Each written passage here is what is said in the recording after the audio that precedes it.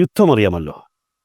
രണ്ട് രാജ്യങ്ങളോ രാജ്യങ്ങളിലെ കൂട്ടായ്മകളോ അല്ലെങ്കിൽ ഒരേ രാജ്യത്തിനുള്ളിലെ രണ്ട് വിഭാഗങ്ങൾ തമ്മിലോ ആയുധങ്ങൾ ഉപയോഗിച്ച് നടത്തുന്ന സംഘർഷത്തെയാണ് യുദ്ധം എന്ന് പറയുന്നത്. യുദ്ധവുമായി ബന്ധപ്പെട്ട നിരവധി വാക്കുകളുണ്ട്. അത്തരത്തിൽ യുദ്ധപദാവലിയിൽ ഉപയോഗിക്കുന്ന ഒരു വാക്കാണ് ബ്ലിറ്റ്സ്ക്രിഗ്. യുദ്ധമേഖലയിലെ ഒരു നീക്കമാണിത്. നമ്മൾ നമ്മുടെ ഭാഷയിൽ മിന്നൽ ആക്രമണം എന്ന് ഇതിനെ പറയും. പിന്മാറ്റം എന്ന പ്രതീതി സൃഷ്ടിച്ചുകൊണ്ട് അപ്രതീക്ഷിതമായി ആഞ്ഞടിക്കുക, അതാണ് ഈ രീതിയുടെ പ്രത്യേകത.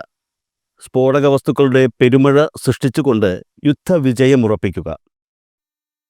ധനമന്ത്രി കെ.എൻ. ബാലഗോപാലിൻ്റെ ഈ ഒരു ചിരി ഒരു ബ്ലിറ്റ്സ്ക്രിഗിനായി പതിയിരിക്കുന്ന പോരാളിയുടെ തന്ത്രമാണെന്ന് പ്രതിപക്ഷവും മാധ്യമങ്ങളും മനസ്സിലാക്കിയിരുന്നില്ല.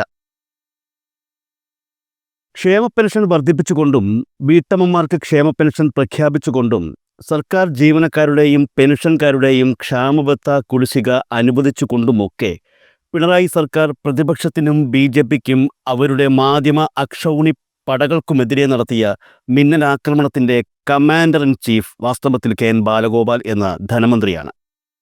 ഇനി UDFന് ക്യാപിറ്റുലേഷൻ അഥവാ കീഴടങ്ങൽ മാത്രമാണ് പോംവഴിയെന്ന് അവർ തന്നെ കരുതുന്നു. അതിൻ്റെ ആദ്യ പ്രതികരണമായി രമേശ് ചെന്നിത്തലയുടെ നാവിൽ നിന്നും ഒരു കാര്യം പുറത്തു വരികയും ചെയ്തിരുന്നു. മുഖ്യമന്ത്രി പിണറായി വിജയൻ്റെ പ്രഖ്യാപനങ്ങൾ തെരഞ്ഞെടുപ്പ് സ്റ്റണ്ടാണെന്നും പഞ്ചായത്ത് നിയമസഭാ തെരഞ്ഞെടുപ്പ് മുന്നിൽ കണ്ടുള്ള പ്രഖ്യാപനങ്ങളാണ് നടത്തിയതെന്നും പറഞ്ഞ രമേശ് ചെന്നിത്തല പ്രഖ്യാപനങ്ങൾ നടപ്പാക്കേണ്ടത് അടുത്ത സർക്കാരാണെന്നും പറഞ്ഞു. അതായത് ഈ പറഞ്ഞതിനുള്ളിൽ തന്നെ അടുത്ത സർക്കാർ കോൺഗ്രസ് നേതൃത്വത്തിലാണ് വരുന്നതെങ്കിൽ ഈ പറഞ്ഞതൊക്കെ ഞങ്ങൾ പരിശോധിക്കുമെന്നും പിൻവലിക്കുമെന്നുമൊക്കെ ഒരു ധ്വനി കൂടിയുണ്ട്. സ്വാഭാവികമായും പൊതുജനങ്ങൾക്ക് പുള്ളിക്കാരൻ പറഞ്ഞ കാര്യം മനസ്സിലാവുകയും ചെയ്തു. അങ്ങനെ വരുമ്പോൾ നിയമസഭാ തെരഞ്ഞെടുപ്പിൽ എന്തായിരിക്കും സംഭവിക്കുക എന്നുള്ളത് ഞാനിനി പ്രത്യേകിച്ച് പറയേണ്ട ആവശ്യമില്ലല്ലോ. മാത്രമല്ല, ആശാ വർക്കർമാരോട് ചെയ്തത് ക്രൂരതയാണെന്നും രമേശ് ചെന്നിത്തല പറഞ്ഞു. അവർ ചോദിക്കുന്ന പൈസ കൊടുക്കണം ആയിരുന്നു എന്നല്ലേ ചെന്നിത്തല ഉദ്ദേശിച്ചത്? അങ്ങനെയാണെങ്കിൽ UDF സർക്കാർ അധികാരത്തിൽ വരുമ്പോൾ അത് കൊടുക്കും എന്നാണ് ചെന്നിത്തലയുടെ ആഗ്രഹമെന്നും നമുക്ക് മനസ്സിലാക്കാം. വർദ്ധിപ്പിച്ച 400 രൂപ ക്ഷേമ പെൻഷൻ തുകയായി കൊടുക്കാൻ താല്പര്യമില്ലാത്ത UDF എങ്ങനെയാണ് സാർ ഒരു ചെറിയ വിഭാഗം ആശമാരുടെ ആവശ്യം പരിഗണിച്ച് അവർ ചോദിക്കുന്ന ഒരു വലിയ തുക അവർക്കെടുത്ത് കൊടുക്കുന്നത്? അപ്പോൾ നമ്മൾ പറഞ്ഞു വന്നത് LDFൻ്റെ പുതിയ സൈനിക നീക്കത്തെക്കുറിച്ചാണ്.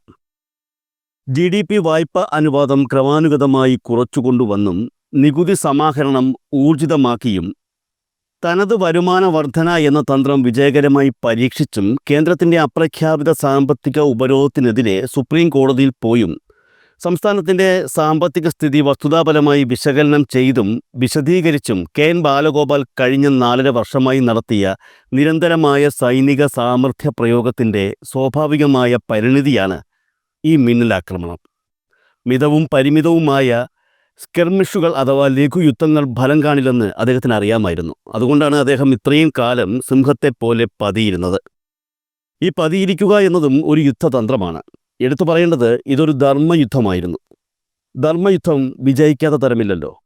ആരവവും ആർപ്പുവിളികളുമല്ല, അടവും തന്ത്രവുമാണ് ഒരു യുദ്ധത്തെ വിജയത്തിലേക്ക് നയിക്കുന്നത്. ഈ മുഖ്യമന്ത്രി ഇന്ന് പ്രഖ്യാപിച്ച മിനി ബഡ്ജറ്റിന് സമാനമായ പ്രഖ്യാപനത്തിൽ സ്ത്രീകളുടെ സുരക്ഷ സംബന്ധിച്ച് കൊടുക്കുന്ന തുകയെക്കുറിച്ച് നേരത്തെ സൂചിപ്പിച്ചിരുന്നു. അതിൽ സ്ത്രീ സുരക്ഷാ പദ്ധതിയിൽ എത്ര സ്ത്രീകളുണ്ട് എന്നുള്ളതിന് സർക്കാരിൻ്റെ കയ്യിൽ കണക്കുണ്ടോ എന്ന് ചോദിച്ചിരുന്നു. കൃത്യമായ കണക്ക് മുഖ്യമന്ത്രി പറഞ്ഞിരുന്നു. 31,34,000 എന്നുള്ള കണക്ക് മുഖ്യമന്ത്രി അത് വിശദീകരിക്കുന്ന സമയത്ത് പറഞ്ഞിരുന്നതാണ്. 31,34,000 35 വയസ്സിനും 60 വയസ്സിനും ഇടയ്ക്കുള്ള സ്ത്രീകൾക്കാണ്. അവർക്ക് മഞ്ഞ പിങ്ക് കാർഡുകളിൽപ്പെട്ട സ്ത്രീകൾക്കാണ്. മറ്റൊരു പദ്ധതികളും പെൻഷൻ പറ്റാത്ത മറ്റൊരു പദ്ധതികളിൽ ഉൾപ്പെട്ടിട്ടില്ലാത്ത സ്ത്രീകൾക്കാണ് ഈ സുരക്ഷാ പദ്ധതി കിട്ടുക. അപ്പോൾ കണക്കുണ്ടോ എന്ന് ചോദിച്ചാൽ കണക്ക് സർക്കാരിൻ്റെ കയ്യിൽ വ്യക്തമായിട്ടുണ്ട്. കണക്കില്ലാതെയല്ല ഇത് പ്രഖ്യാപിച്ചിരിക്കുന്നത്. മൊത്തം 3,800 കോടി രൂപയാണ് ഇതിനുവേണ്ടി മാറ്റിവെച്ചിരിക്കുന്നത് എന്നുള്ളതാണ് സ്മൃതിയോടുള്ള ചോദ്യത്തിൻ്റെ എൻ്റെ ഉത്തരം. ഇനി ജിമ്മി ചോദിച്ച ചോദ്യം, നയം എവിടെ എന്ന് ചോദിച്ചാൽ എന്തായിരിക്കും ഈ സർക്കാർ പറയാൻ പോകുക? ഇന്ന് ഈ മുഖ്യമന്ത്രി പ്രഖ്യാപിച്ച മിനി ബഡ്ജറ്റിലെ ആദ്യത്തെ 3 കമ്പോണന്റുകൾ എടുത്താൽ തന്നെ ഇതിലെ നയമുണ്ട്. സാമൂഹ്യ സുരക്ഷാ പെൻഷൻ അവിടെ ഇരിക്കട്ടെ, അത് പ്രഖ്യാപിത വാഗ്ദാനമാണ്. ബാക്കിയുള്ള 3 കാര്യങ്ങൾ നവകേരള സദസ്സുമായി ബന്ധപ്പെട്ട് മുഖ്യമന്ത്രി നടത്തിയ ചർച്ചയിലൂടെ ഉരുത്തിരിഞ്ഞ നിർദ്ദേശങ്ങളാണ് ഇന്ന് മുഖ്യമന്ത്രി മിനി ബഡ്ജറ്റ് എന്ന മട്ടിൽ അവതരിപ്പിച്ചിരിക്കുന്ന പ്രഖ്യാപനങ്ങൾ. വമ്പൻ പ്രഖ്യാപനങ്ങളാണ്, അക്കാര്യത്തിൽ ഒരു സംശയവുമില്ല. അതിലാണ് എവിടെ നയം കിടക്കുന്നു എന്ന ചോദ്യം. അതിലേറ്റവും പ്രധാനപ്പെട്ടത് നോക്കൂ, രാജ്യത്ത് സ്ത്രീ സുരക്ഷാ പദ്ധതി എന്ന പേരിൽ പ്രേക്ഷകർക്കറിയാമല്ലോ, അൺപെയ്ഡ് ലേബർ ചെയ്യുന്ന, പ്രതിഫലമില്ലാത്ത വേല ചെയ്തുകൊണ്ടിരിക്കുന്ന, വേലയില്ല കൂലി ചെയ്തുകൊണ്ടിരിക്കുന്ന ഈ സ്ത്രീകളെ ചേർത്തു പിടിക്കുന്ന ഒരു പ്രോജക്റ്റ് എന്ന മട്ടിലാണ് ഇത് അവതരിപ്പിച്ചിരിക്കുന്നത്. മറ്റൊരു പദ്ധതിയിലും ഉൾപ്പെട്ടു പോയിട്ടില്ലാത്ത വീട്ടുപണികൾ മാത്രം ചെയ്തുകൊണ്ടിരിക്കുന്നവർക്ക് പോലും 35 വയസ്സ് മുതൽ 60 വയസ്സ് വരെയുള്ളവർക്ക് പ്രതിമാസം 1000 രൂപ അവരുടെ കയ്യിലേക്ക് വരികയാണ്. നാമമാത്രമാണെന്നൊക്കെ നമ്മൾ പറയും, പക്ഷേ 1000 രൂപ ചെറുതല്ല. അത് അവർക്ക് കൊടുക്കുന്ന ആത്മവിശ്വാസം ചെറുതല്ല. അവരെ കൂടി വിശ്വാസത്തിലെടുക്കുന്നു, അവരുടെ അവസ്ഥയെ കൂടി വിശ്വാസത്തിലെടുക്കുന്നു എന്നുള്ളതൊരു നയമാണ്. രണ്ടാമത്തേത് എന്താ, യുവതലമുറയ്ക്കുള്ള കണക്ട് ടു വർക്ക് എന്ന സ്കോളർഷിപ്പ് പദ്ധതി കൊടുക്കുകയാണ്. യുവതലമുറയെ കൂടി ചേർത്ത് പിടിക്കുകയാണ്. നിങ്ങൾ നൈപുണ്യ വികസനത്തിനു വേണ്ടി നിങ്ങൾ പാഴാക്കുന്ന സമയത്ത് സർക്കാർ നിങ്ങളെ സ്പോൺസർ ചെയ്യുകയാണ് എന്ന മട്ടിലാണ്. 1000 രൂപ, അതും ചെറുതായൊരു കാര്യമല്ല, അവർക്കൊരു സ്കോളർഷിപ്പ് പോലെ അവർക്ക് കിട്ടുകയാണ്. മൂന്നാമത്തെ പ്രധാനപ്പെട്ടത് എന്താ, നമ്മുടെ കുടുംബശ്രീ യൂണിറ്റുകൾക്കുള്ള പ്രവർത്തന ഗ്രാൻഡായിട്ട് അനുവദിച്ചിരിക്കുന്ന 1000 രൂപ ഓരോ യൂണിറ്റിനും കിട്ടാൻ പോവുകയാണ്. 23 കോടി രൂപ ചെലവ് വരും. കണക്ട് വർക്കിന് 600 കോടി രൂപ ചെലവ് വരും. ഇതൊക്കെ നമ്മുടെ സംസ്ഥാന സർക്കാരിൻ്റെ നയമാണ്. ഞാൻ പറഞ്ഞത്, പ്രകടന പത്രികയിൽ പറയാതെ ഈ സംസ്ഥാന സർക്കാർ ഇക്കുറി കണ്ടെത്തിയിരിക്കുന്ന പ്രധാനപ്പെട്ട കാര്യങ്ങളാണ് ഈ 3 പ്രധാനപ്പെട്ട ആശയങ്ങളും. ഇതിന് എവിടെ നിന്ന് പണം കണ്ടെത്തുമെന്നുള്ളതാണ് പ്രശ്നം. ഈ നയമായിട്ട് നിൽക്കില്ല. നയം നടപ്പിൽ വരുത്തണമെങ്കിൽ അതിന് സാമ്പത്തികമായ ഉറവിടങ്ങൾ വേണം. അപ്പോൾ ചോദ്യം വരും, സംസ്ഥാന സർക്കാരിന് അതിന് കഴിവില്ലെങ്കിൽ ഇത് പ്രഖ്യാപിക്കണോ? സംസ്ഥാന സർക്കാരിന് കഴിവുണ്ടെന്ന് തെളിയിച്ചതുകൊണ്ടാണ് തനത് നികുതി വരുമാനത്തിൽ വലിയ വർധനവ് കഴിഞ്ഞ വർഷങ്ങളിൽ രേഖപ്പെടുത്തിയിരിക്കുന്നത്.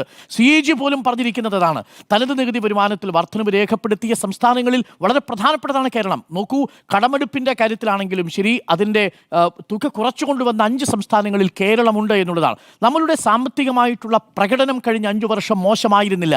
എന്നാൽ പ്രിയപ്പെട്ട പ്രേക്ഷകർ ഇത് ശ്രദ്ധിച്ചു കേൾക്കണം, ഇത് യഥാർത്ഥത്തിൽ CPIയോ CPMോ തമ്മിലുള്ളൊരു തർക്കത്തിൻ്റെ വിഷയമല്ല. ഈ വിഷയത്തിൽ CPIക്കാണോ അന്തിമ വിജയം എന്ന് ചോദിച്ചാൽ സാങ്കേതികമായി നമുക്ക് പറയാം ബിനോയ് വിശ്വത്തിൻ്റെതാണ് ചിരി, CPIയുടേതാണ് വിജയം എന്ന് പറയാം. പക്ഷേ യഥാർത്ഥത്തിൽ ഇതിൽ സംഭവിച്ചിരിക്കുന്നൊരു പരാജയമുണ്ട്. ഇത് കേവലം CPI-CPM തർക്കം എന്ന മട്ടിൽ ഒരു കൂട്ടുത്തരവാദിത്വത്തിൻ്റെ സാങ്കേതികത്വത്തിലേക്ക് അതിനെ വഴിതിരിച്ചു വിട്ടപ്പോൾ യഥാർത്ഥത്തിൽ കേരളം ചർച്ച ചെയ്യാതെ പോയൊരു വളരെ പ്രധാനപ്പെട്ട കാര്യമുണ്ട്. കേന്ദ്ര സർക്കാർ എങ്ങനെയാണ് കേന്ദ്രാവിഷ്കൃത പദ്ധതികളിലൂടെ നമ്മളെ ഞെരുക്കുന്നത്? ഈ നയങ്ങൾ നടപ്പിൽ വരുത്താൻ ആവശ്യമായ സാമ്പത്തിക സ്രോതസ് കിട്ടുന്നത് എങ്ങനെയാണ്? നമുക്കെല്ലാവർക്കും അറിയാം, സംസ്ഥാനത്തിനത് കിട്ടാനുള്ള 2 വഴികളേ ഉള്ളൂ. ഒന്ന്, തനത് നികുതി വരുമാനം ഉയർത്തുക, അതല്ലെങ്കിൽ യൂണിയൻ ട്രാൻസ്ഫർ വഴി കേന്ദ്രം സംസ്ഥാനങ്ങൾക്ക് ധനവിതരണം നടത്തുന്നത് സുഗമമാക്കുക, അത് നീതിയുക്തമാക്കുക എന്നുള്ളതാണ്. അപ്പോൾ യൂണിയൻ ട്രാൻസ്ഫർ വഴി നമുക്ക് ലഭിക്കേണ്ട തുക, തനത് നികുതി വരുമാനത്തിൻ്റെ കാര്യത്തിൽ മെച്ചപ്പെട്ട നിലയിലാണ് കേരളം, മെച്ചപ്പെടുത്തിയിട്ടുണ്ട് കേരളം, അത് വസ്തുതയാണ്. രണ്ടാമത്തത് യൂണിയൻ ട്രാൻസ്ഫറിൻ്റെ കാര്യത്തിലാണ്. യൂണിയൻ ട്രാൻസ്ഫർ എങ്ങനെയാണ് നമുക്ക് ലഭിക്കുന്നത്? യൂണിയൻ ട്രാൻസ്ഫർ നമുക്ക് ലഭിക്കുന്നത് പ്രധാനമായും ഗ്രാൻസ് ഇൻ എയ്ഡുകളായിട്ടും കേന്ദ്രാവിഷ്കൃത പദ്ധതികളായിട്ടുമാണ്. CCS. എന്താണ് ഗ്രാൻസ് ഇൻ എയ്ഡിൻ്റെ അവസ്ഥ? ഗ്രാൻസ് ഇൻ എയ്ഡ് കൊടുക്കുന്നതിന് അന്തിമ തീരുമാനമെടുക്കുന്നതാരാ? Finance commission. 10ാം ഫിനാൻസ് കമ്മീഷനിൽ 3.8% ഇപ്പോൾ അത് 1.9% കുറച്ചു. അതായത് 22,000 കോടി തരേണ്ടിയിരുന്ന കേന്ദ്രം, ഞാൻ കണക്ക് പറയുകയാണ്, 11,000 കോടി മാത്രമേ തരാൻ ഇപ്പോൾ ബാധ്യതയുള്ളൂ സംസ്ഥാനത്തിന്. കാര്യം ഫിനാൻസ് കമ്മീഷന്റെ മാനദണ്ഡങ്ങളിൽ കേരളം മെച്ചപ്പെട്ട പ്രകടനം കാഴ്ചവെച്ചിരിക്കുന്നു എന്നതിൻ്റെ പേരിൽ നമുക്ക് ശിക്ഷ വിധിച്ചു. അതിൻ്റെ ഭാഗമായി നേരെ പകുതി വെട്ടിക്കുറച്ചു. അപ്പോൾ ഗ്രാൻസ് ഇൻ എയ്ഡിൻ്റെ കാര്യത്തിൽ കേരളത്തിന് കേന്ദ്രത്തിൽ നിന്ന് കിട്ടുന്നില്ല. ഇനി കിട്ടേണ്ടത് എന്താണ്? ഇനി കിട്ടേണ്ടതാണ് കേന്ദ്രാവിഷ്കൃത പദ്ധതി. ഈ SSA ഒരു കേന്ദ്രാവിഷ്കൃത പദ്ധതിയാണ്. ഈ SSA പോലെയുള്ള കേന്ദ്രാവിഷ്കൃത പദ്ധതികളുടെ കാര്യത്തിൽ ഞാൻ പറയും ഇരട്ട വിവേചനം നേരിടുന്നുണ്ട് കേരളം. അതാണ് യഥാർത്ഥത്തിൽ CPI മനസ്സിലാക്കേണ്ടിയിരുന്നതും. ഈ വിഷയത്തിൽ CPIക്കുള്ള ആത്മാർത്ഥത യഥാർത്ഥത്തിൽ ഈ വിഷയം ചർച്ച ചെയ്തുകൊണ്ട് മുന്നോട്ട് പോവുകയാണ്. ഇപ്പോൾ എന്താ, ഞങ്ങളെ അറിയിച്ചില്ല. ശരിയാണ്, ഒരു മന്ത്രിസഭയിൽ ഒരു കൂട്ടുത്തരവാദിത്വമുള്ള CPI മന്ത്രിമാരെ അതറിയിക്കേണ്ടിയിരുന്നു. അതറിയിക്കേണ്ടിയിരുന്നതിൻ്റെ പ്രതിഷേധം അറിയിക്കുന്നതിന് പകരം CPIയെ മുൾമുനയിൽ നിർത്തി ഒരു നിയമപരമായ സാധുതയുമില്ലാത്തൊരു സബ് കമ്മിറ്റി വെച്ചിരിക്കുക. ഒരു നിയമപരമായ സാധുതയും ആ സബ് കമ്മിറ്റിക്കില്ല. ഞാനത് വിശദീകരിക്കാം അവസാന ഭാഗത്ത്. അപ്പോൾ CPI യഥാർത്ഥത്തിൽ ചെയ്യേണ്ടിയിരുന്നത് ഇതിൻ്റെ രാഷ്ട്രീയം ജനങ്ങൾക്ക് ബോധ്യപ്പെടുത്തുന്ന തരത്തിൽ കമ്മ്യൂണിക്കേറ്റ് ചെയ്യണമായിരുന്നു. ഇപ്പോൾ എന്താ പ്രശ്നം? CPIക്ക് ഇടതുമുന്നണിയുടെ കൂട്ടുത്തരവാദിത്വം കുറഞ്ഞുപോയി. അതല്ല ഇവിടുത്തെ വിഷയം. നയപരമായ കാര്യങ്ങൾ ഇടതുമുന്നണിക്ക് നടപ്പിലാക്കണമെങ്കിൽ പെൻഷൻ 2000 വർദ്ധിപ്പിച്ചത് ജനങ്ങൾക്ക് സന്തോഷകരമായ കാര്യമാണെങ്കിൽ ഇതിനുള്ള പണം കണ്ടെത്തേണ്ട വഴിയിലൊന്നാണ് കേന്ദ്രാവിഷ്കൃത പദ്ധതിക്ക് നമുക്ക് അർഹമായ വിഹിതം കിട്ടുക എന്നുള്ളത്. ഞാൻ പറഞ്ഞു, ഈ ഗ്രാൻസ് ഇൻ എയ്ഡിൻ്റെ കാര്യത്തിൽ പകുതി ഫിനാൻസ് കമ്മീഷന്റെ മാനദണ്ഡ പ്രകാരം വെട്ടിക്കുറച്ചു. കേന്ദ്രാവിഷ്കൃത പദ്ധതികളുടെ കാര്യത്തിലോ ഞെട്ടിക്കുന്ന കണക്കുകൾ നമ്മുടെ മുന്നിലുണ്ട്. ജിമ്മി, 22% ഇന്നിപ്പോൾ ഈ സർക്കാർ കൊടുക്കേണ്ട കേന്ദ്രത്തിന്റെ യൂണിയൻ ട്രാൻസ്ഫർ വഴി കൊടുക്കേണ്ടതിന് 22% എങ്ങനെയാണെന്നറിയാമോ? കേന്ദ്രാവിഷ്കൃത പദ്ധതികളായിട്ടാണ്. അങ്ങനെ കേന്ദ്രാവിഷ്കൃത പദ്ധതികളായിട്ട് കൊടുത്താൽ എന്താ കുഴപ്പമെന്നറിയാമോ? അത് കേന്ദ്രത്തിന്റെ വിവേചനത്തിന്റെ അടിസ്ഥാനത്തിലാണ്. അതാണ് ഭരണഘടനയുടെ 182 പറയുന്നത്. അതുപ്രകാരം നിങ്ങൾ കോടതി പോയി നിൽക്കൂല. അതുകൊണ്ടാണ് പഞ്ചാബിന് ഒപ്പിടാൻ ഞങ്ങൾ തയ്യാറല്ല, അല്ലെങ്കിൽ ഒപ്പിട്ടതിന് ശേഷം ഞങ്ങൾ പിന്മാറുന്നു എന്ന് അറിയിച്ചിട്ടും 2024 തിരിച്ചു പോകേണ്ടി വന്നത്. 500 കോടിയാ പഞ്ചാബിന് SSKയുടെ അന്ന് സർവശിക്ഷാ അഭിയാന്റെ ഭാഗമായിട്ട് പഞ്ചാബിന് കൊടുക്കാതിരുന്നത്.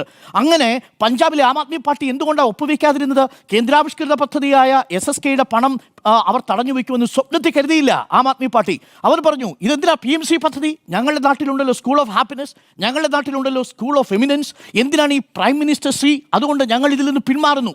അങ്ങനെ പഞ്ചാബിൽ സർക്കാർ കൊണ്ടുവന്ന PMC പദ്ധതിയിൽ നിന്ന് 2023 പിന്മാറുന്നു. ഒരു വർഷം കഴിയുമ്പോഴേക്ക് 500 കോടി രൂപ സർവശിക്ഷാ അഭിയാനായിട്ട് കിട്ടേണ്ട പണം കിട്ടുന്നില്ല. പലതരം കത്തിടപാടുകൾ നടത്തുന്നു. ധർമ്മേന്ദ്ര പ്രധാൻ കൃത്യമായി പറയുന്നു, PMCയിൽ ഒപ്പുവെക്കൂ, ഞങ്ങൾ പൈസ റിലീസ് ചെയ്യാം എന്ന മട്ടിലേക്ക് കാര്യങ്ങൾ എത്തുന്നു. ആരോട് പറയും? ഏത് കോടതി ഇപ്പോൾ ചോദ്യം ചെയ്യാൻ പറ്റും? വിവേചനാധികാരമല്ലേ കേന്ദ്രത്തിൻ്റെത്? ഞാനതാ പറഞ്ഞത്, കേന്ദ്രാവിഷ്കൃത പദ്ധതികളുടെ വിവേചനാധികാരം ഉപയോഗിച്ചുകൂടി നമ്മളെ വരിഞ്ഞു മുറുക്കുന്നു എന്നുള്ളതാണ്. അത് കേരളത്തിൻ്റെ കാര്യത്തിൽ എങ്ങനെയാണെന്ന് ഞാൻ പറയാം. അപ്പോൾ പഞ്ചാബിന് മറ്റൊരു വഴിയുമില്ലാത്തത് കൊണ്ട് ഒടുവിൽ അവർ എന്ത് ചെയ്തു? 2024 അവർ പറഞ്ഞു, ഞങ്ങൾ കീഴടങ്ങുന്നു, ഞങ്ങളെടുത്ത തീരുമാനം തെറ്റാണ്. ദാ ഇപ്പോൾ എടുക്കുന്ന തീരുമാനം പോലെ, കേരളം എടുത്ത തീരുമാനം പോലെ ആം ആദ്മി പാർട്ടിയാണ് ഇന്ത്യയിൽ ഒരേ ഒരു സംസ്ഥാനം മാത്രമാണ് ഇതിൽ നിന്ന് വിട്ടുനിന്നിട്ട് വീണ്ടും ആ പദ്ധതിക്ക് കീഴടങ്ങേണ്ടി വന്നത്. കാരണം ഈ വിവേചനാധികാരം ഉള്ളിടത്തോളം കാലം സർവശിക്ഷാ അഭിയാന്റെ ഫണ്ട് കൊടുക്കാൻ ഒരു ബാധ്യതയും ഇല്ല എന്നുള്ളതാണ്. ഫണ്ട് കൊടുത്തില്ലെങ്കിലോ പാർശ്വവൽക്കരിക്കപ്പെട്ട കുട്ടികളുടെ വിദ്യാഭ്യാസം, അവരെ പഠിപ്പിക്കുന്ന അധ്യാപകരുടെ വിദ്യാഭ്യാസ ശമ്പളം, ഇതെല്ലാം കുഴഞ്ഞു മറിഞ്ഞു പോകുന്ന അവസ്ഥയാണ്. കേരളത്തിൽ ഇത് ബാധിക്കാൻ പോകുന്നത് 41,80,000 പാവപ്പെട്ട വിദ്യാർത്ഥികളെയും ഭിന്നശേഷിക്കാരായ വിദ്യാർത്ഥികളെയുമാണ്. പെൺകുട്ടികളടക്കം 47 ലക്ഷം പേരെ. അത് വേണമോ എന്നുള്ളതാണ് ചോദ്യം. CPIയോട് എനിക്കുള്ള ചോദ്യം ഇതാണ്, ഇതല്ലേ യഥാർത്ഥത്തിലുള്ള രാഷ്ട്രീയ വിഷയം?